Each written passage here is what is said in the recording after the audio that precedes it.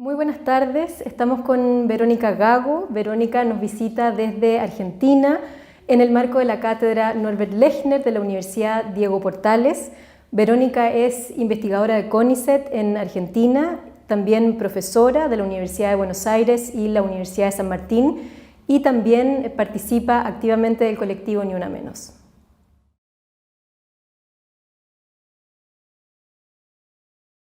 Bueno, para mí es una cuestión muy importante para pensar las formas de trabajo precarias, las formas de trabajo no pago, que son temáticas que el feminismo viene discutiendo en términos teóricos, pero también en términos políticos hace muchos años, y que, bueno, en un momento de crisis como el que venimos transitando, vuelven a tomar una densidad, me parece particular, ¿no? Entonces, todas las actividades de trabajo no pago, que a la vez están vinculadas a mandatos de género muy explícitos, ¿no? Como los de la responsabilización familiar, como las tareas de cuidados que están asignadas a ciertos sexos y géneros, me parece que son una vía de entrada a pensar la cuestión del trabajo hoy, el mundo del trabajo hoy, y nociones tan grandes como la de precariedad de una manera muy situada y muy concreta, partiendo de ciertos cuerpos, de ciertas tareas históricamente invisibilizadas. Y me parece que en el caso, además de América Latina, es un concepto y un debate que nos permite entender problemáticas históricas que tienen que ver con formas de trabajo no asalariadas, que han sido durante, podríamos decir, muchísimos años las formas mayoritarias en nuestras sociedades de reproducción social. Entonces creo que es alumbrar la temática y la problemática del trabajo hoy desde un punto de vista muy particular, que es el del trabajo no pago, y entender históricamente por qué ese trabajo es no pago, cuáles son los condicionantes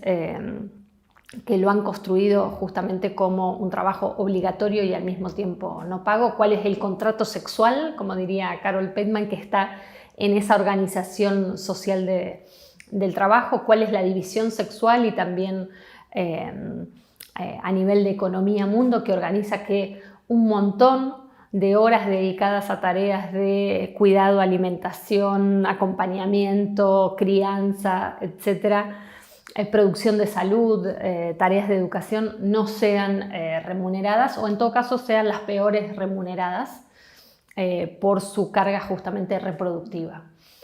Entonces a mí me parece que es un concepto estratégico, ¿no? Para pensar las formas de trabajo actuales, para meter al centro de la discusión sobre el trabajo los debates feministas, y también para entender de un modo histórico también realidades vinculadas a la informalización del trabajo, a la precariedad y a lo que creo el movimiento feminista en los últimos años ha puesto mucho énfasis en términos políticos, ¿no? de convertir esta noción también no solo en un término o en un debate conceptual, académico o de ciertos sectores que discuten teorías, sino en volverlo un léxico político, ¿no? Y creo que, bueno, a través de conceptos como el de cuidado, el de consignas que se han popularizado tanto como no es amor, es trabajo no pago, dan cuenta de una posibilidad de apropiación de este debate sobre la reproducción social muy pegada al movimiento, a la dinámica de las calles y de la problematización de estas jerarquías en la distribución del trabajo reconocido como trabajo y el no reconocido como trabajo, del trabajo no pago. Entonces me parece que es un concepto súper útil, súper actual en las discusiones y también interesante cómo podemos ver que es un concepto que emerge y se politiza en ciertos momentos históricos, ¿no? Que no siempre que hablamos de reproducción social ha tenido, en términos históricos, una carga de ser un concepto feminista. Creo que es interesante porque es un concepto que va muy pegado, en términos de su emergencia y politización, a ciclos de lucha, ¿no? Vemos una impronta muy fuerte en los años 70, ¿no? De ese debate que hoy es retomada, discutida, Y no me parece casual que sean los años 70 y que sea ahora donde este concepto toma la pregnancia que está tomando y nos sirve como concepto operativo para pensar el mundo.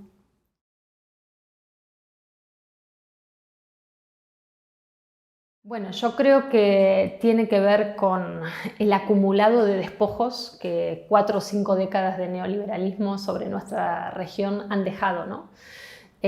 Porque las privatizaciones sistemáticas, las formas de mercantilización de un montón de esferas y de tareas de la reproducción social y la devaluación en general también de los ingresos de los trabajos asalariados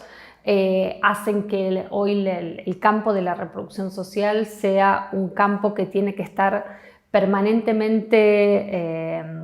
digamos,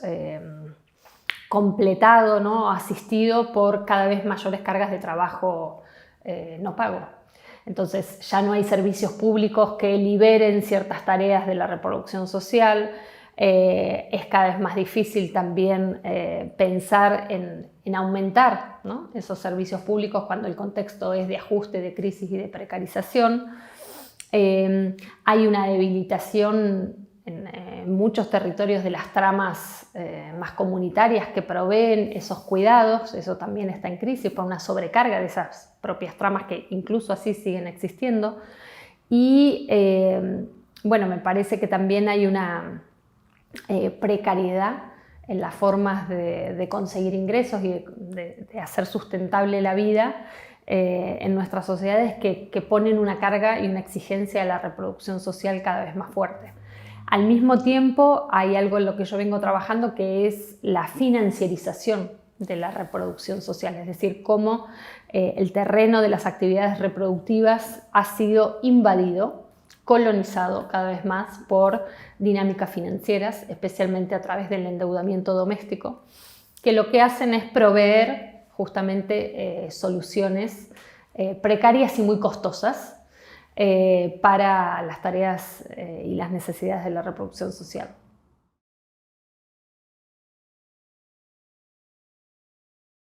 Bueno, yo creo que por un lado, las distintas dinámicas que reclaman servicios públicos son muy importantes. O sea, no abandonar ese reclamo estratégico de servicios públicos a nivel de la educación, a nivel de la salud, a nivel de instituciones de cuidado y a nivel de recursos que podamos reclamar como recursos públicos que nos corresponden y que, bueno, el hecho de que no estén hace que esas funciones sean reemplazadas con trabajo reproductivo no pago y con endeudamiento, ¿no? Entonces, me parece que atacar la falta de recursos públicos, de infraestructura pública, es fundamental. Por otro lado, creo que hay una posibilidad de fortalecimiento de infraestructuras comunitarias, vecinales, barriales, de redes que ya están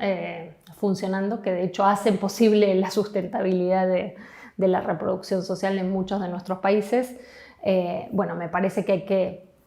reclamar también espacio, reconocimiento. Muchas de estas redes reclaman reconocimiento salarial, reconocimiento en términos de derechos. Me parece que ahí hay una cuestión importante. Después hay todo un debate también de cómo fundamental, ¿no?, desacoplar los mandatos de género de las tareas de cuidado. O sea, no solo estamos pidiendo recursos para que seamos las mismas siempre quienes cuidamos o quienes nos hacemos cargo de las tareas reproductivas, sino cómo desacoplar eso de los mandatos de género. Me parece que eso es fundamental y hay varias vías de acción y de discusión sobre cómo encarar eso. Y me parece que es un debate también muy importante para pensar los medios de reproducción en términos de propiedad. ¿Quiénes hoy son los propietarios de los medios de reproducción social? Y ahí creo que llegamos a problemáticas muy importantes como la cuestión del alimento, la cuestión de los medicamentos, la cuestión de la vivienda, ¿no?, que son para mí 3 ejes, 3 puntos que hoy en América Latina están completamente en manos corporativas, ¿no?, incluso de corporaciones monopólicas, podríamos decir, en algunos países directamente dolarizados, es decir, cada vez más inaccesibles, y que son justamente una vía que obliga al endeudamiento para satisfacer cuestiones de la vida cotidiana y que por lo tanto hay una batalla que dar, ¿no?, en el acceso a esos bienes y a esos servicios que me parece clave.